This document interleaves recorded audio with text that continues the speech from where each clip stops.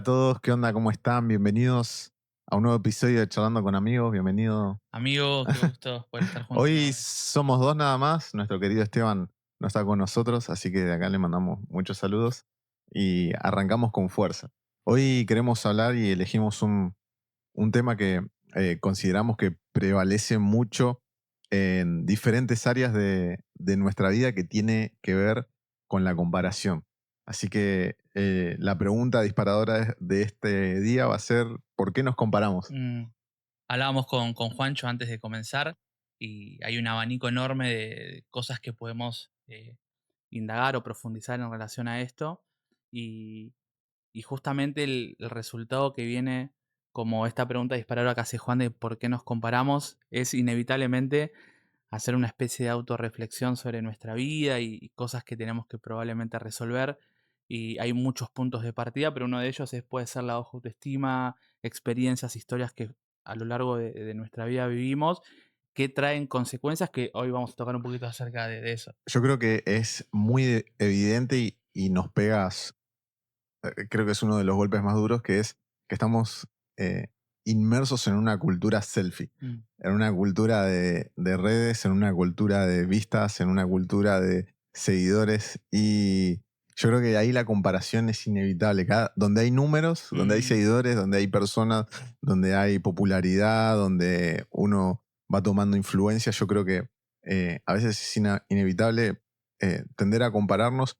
Y esto es en cuestión de redes, ¿no? Quizás algo más superficial, pero no es ajeno tampoco y no deja de pasar, inclusive hasta dentro de nuestras propias familias, comparación entre, bueno, creo que vamos a hablar ahora sobre un ejemplo entre hermanos, Mm. entre otras familias, en el trabajo, entre compañeros, entre pares, para ver quién recibe el favor del jefe, del jefe, del encargado, y yo hago más, él hace menos, y yo creo que constantemente eh, estamos como encarando comparaciones. Y como decía, a veces es inevitable, pero si bien es inevitable, yo creo que es importante no dejar de sopesar nuestro corazón y bueno, sacar a la luz si realmente la comparación está generando un efecto negativo en nosotros, que de por sí creo que es súper negativo, pero Mm. es importante sopesarlo, creo yo. Yo creo que estamos súper bombardeados y esto trasciende lo generacional con estereotipos que se nos presentan que son inalcanzables y a lo mejor lo ponen como modelos a seguir y hay una exigencia propia de alcanzar esos objetivos, esas metas y ahí lamentablemente corrompemos la inspiración por la comparación y eso empieza a destruir nuestra vida y como siempre decimos, hay cosas que parten de lo individual pero afectan lo colectivo.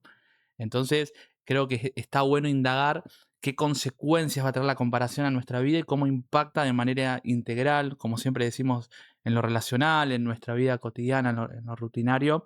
Y hablábamos con Juan que yo creo que la comparación es eh, ese ladrón silencioso que viene a adoptar o a robar identidades ajenas, pero que en el proceso nos vacía.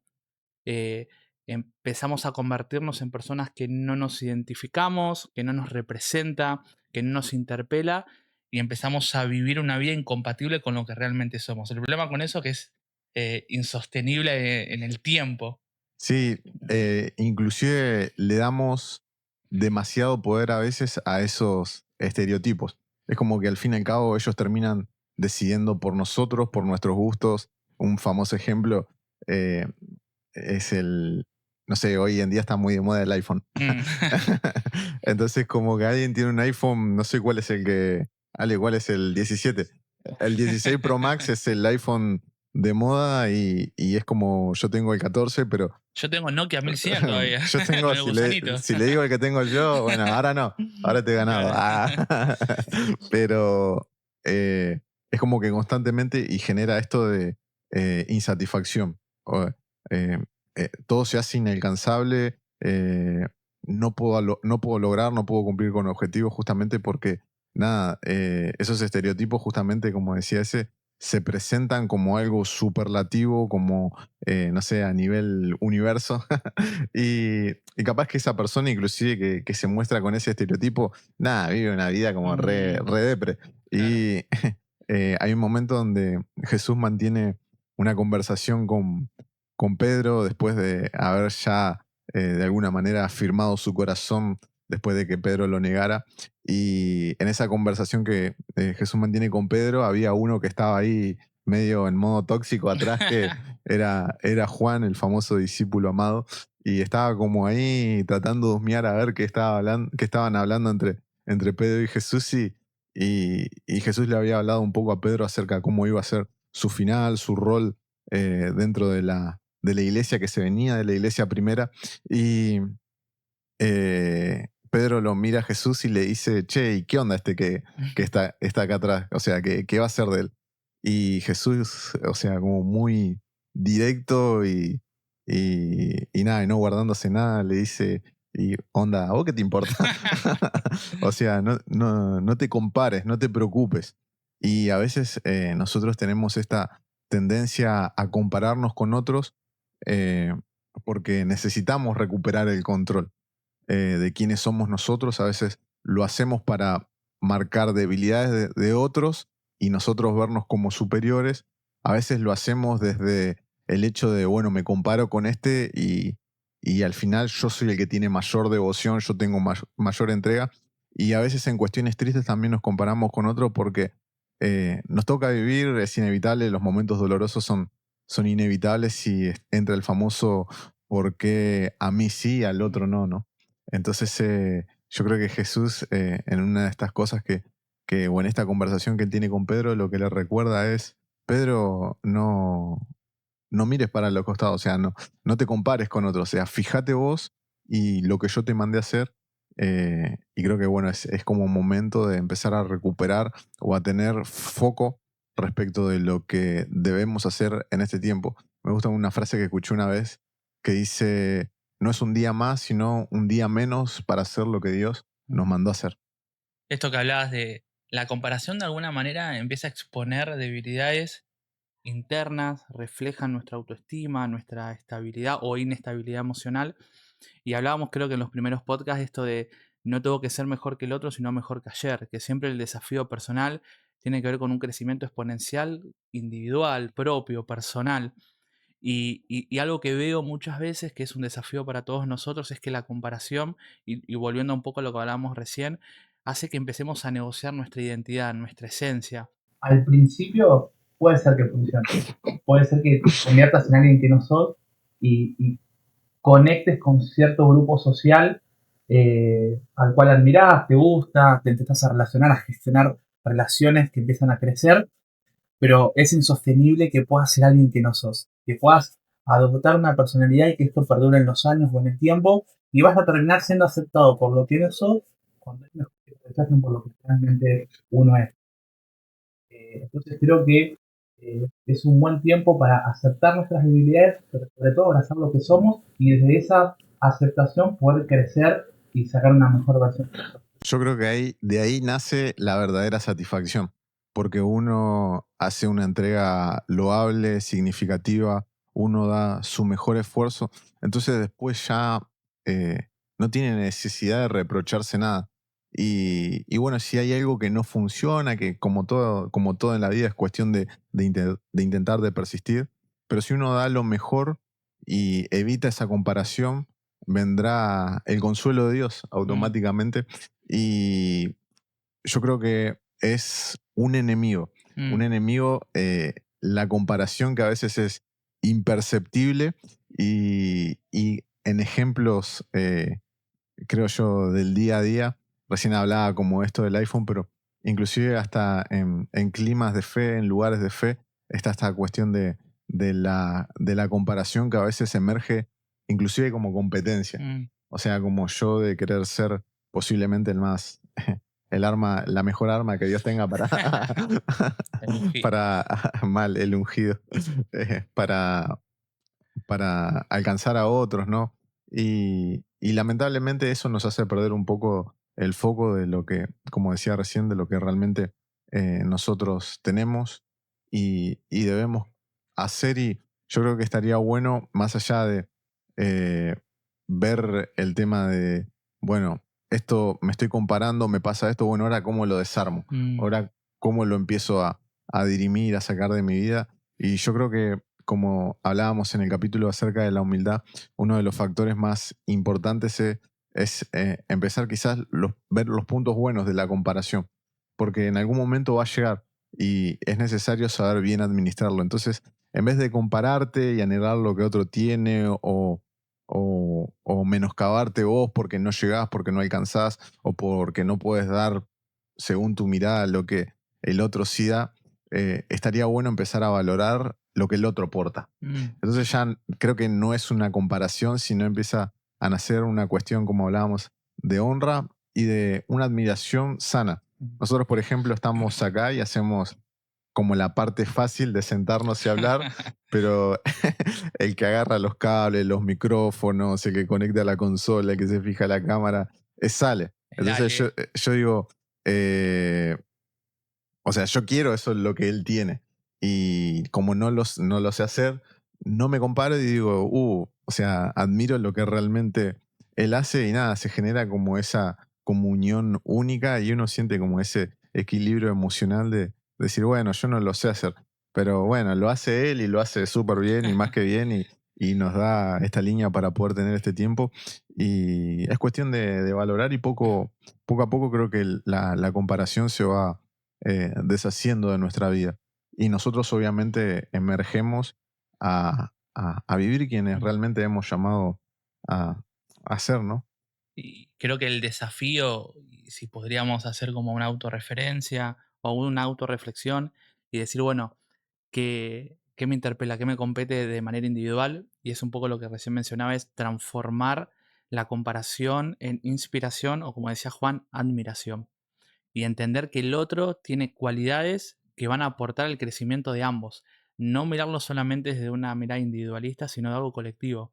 Y que lo que el otro tiene me es beneficioso y lo que yo tengo también lo es para él y juntos podemos armar un gran equipo y de manera sana poder admirar al otro y crecer de manera en conjunto. Y esto que hablabas de los espacios de la fe, yo me río mucho y te vas a reír también, porque esto de la comparación es súper normal. No saben la cantidad de expositores que hay que son argentinos y suben a una, a una tarima y son puertorriqueños hablando, ¿viste? Hola hermano, y cuando bajan somos de Varela, de Monte Grande. Y claro, y ahí uno denota que hay una admiración que en algún punto se distorsiona y se apropian de algo que no son. Y entiendo que en los comienzos es muy normal. ¿Quién no copió a Dante Gebel? Pero es muy loco. Yo me acuerdo cuando yo recién comencé y que me pasaban un montón de cosas por la cabeza, súper nervioso, y a veces aferrarse a alguien que uno admira era normal y cambiábamos la voz. De repente estábamos hablando bien y subíamos, hola, ¿cómo están, hermano? Claro, y uno se da cuenta que empieza a ser distorsionada la Y en la personalidad. previa uno se imaginaba, hago esto que él hace y se Sí. caen todos. Y nada, no huele una mosca, es re triste. Y después, bueno, uno va aceptando su esencia, su personalidad, va mejorando, va creciendo, viendo puntos a mejorar. Y no hay nada más lindo que ser uno mismo, ser original, abrazar el diseño con el cual uno fue cableado. Y ahí empieza el crecimiento real, lo sano, una admiración sana. De hecho, a lo largo de la historia bíblica vemos que es muy importante tener buenos referentes, rodearnos bien, admirar a gente. Timoteo y Pablo son un claro ejemplo. Pablo dice, Timoteo, valoro que de alguna manera abraces mi fe, abraces mi conducta, mi comportamiento y exalto eso, pero siempre de una manera moderada, sana, y eso va a impactar a los demás. Pero no nos corramos del rumbo porque es desgastante. En el proceso te vacías, te desgastás y cuando pasen los años vas a crear una vida y círculos que no tienen que ver con vos, con lo que sos, con lo que te identifica. Entonces creo que el llamado sea a volver a ser lo que somos, a descubrir el mundo que está internamente en nosotros y encontrarnos. Y desde ese lugar va a haber gente que te va a amar y te va a abrazar y gente que no, pero vale la pena. Sí, y es una vida desgastante. Siempre, a veces en esto de la comparación uno hace cosas pavadas. Pavadas, nada, sube fotos, dice cosas, tira palazos, no sé, qué sé yo. Pero uno corre ese riesgo a veces de vender quién realmente es por, no sé, alcanzar la admiración de cosas que en realidad nosotros no somos. Y yo creo que, y como te digo, yo creo que eso no creo que sea una vida, una vida propia, una vida personal, y todo se hace como más gris, más oscuro, más triste.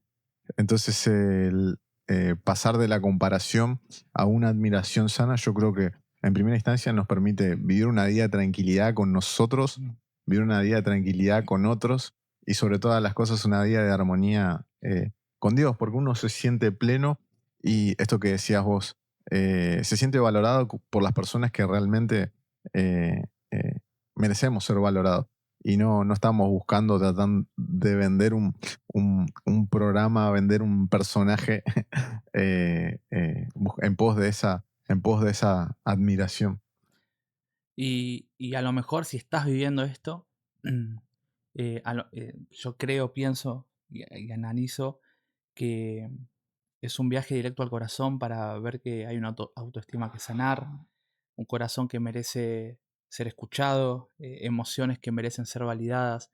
Entonces, si estás en un tiempo de comparación desmedido y sentís que crees que tenés un rumbo, pero en la realidad, en lo cotidiano, en tu cruda vida, ves que se estás desviando o te estás desviando del camino, eh, sabe que tenés un valor no por lo que haces, sino por lo que sos. No te define algo, no te define un título, no te define a lo mejor un trabajo.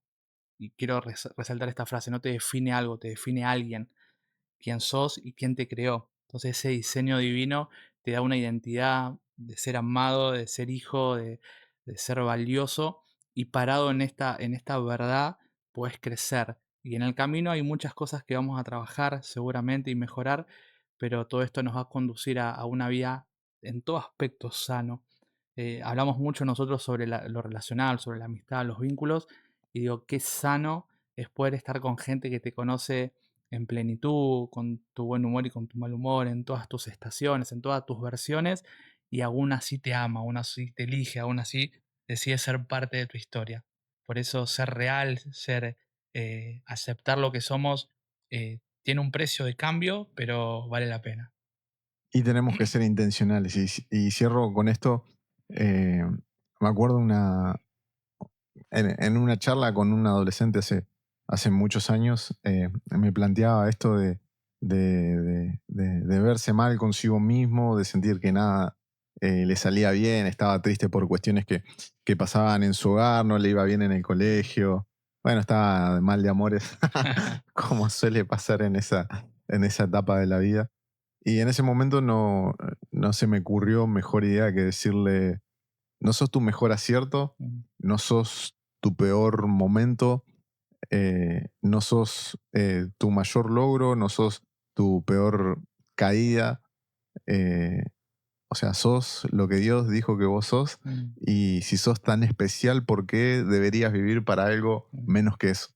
Entonces, debemos anhelar ese estilo de vida, de vivir para algo mucho mayor que nosotros mismos.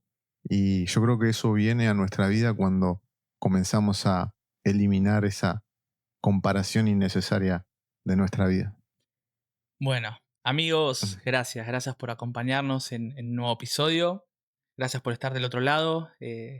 Para nosotros siempre es un gusto poder compartir vida con ustedes y desarrollar estos espacios en conjunto. Así que gracias por acompañarnos, por estar del otro lado, y nos vemos pronto.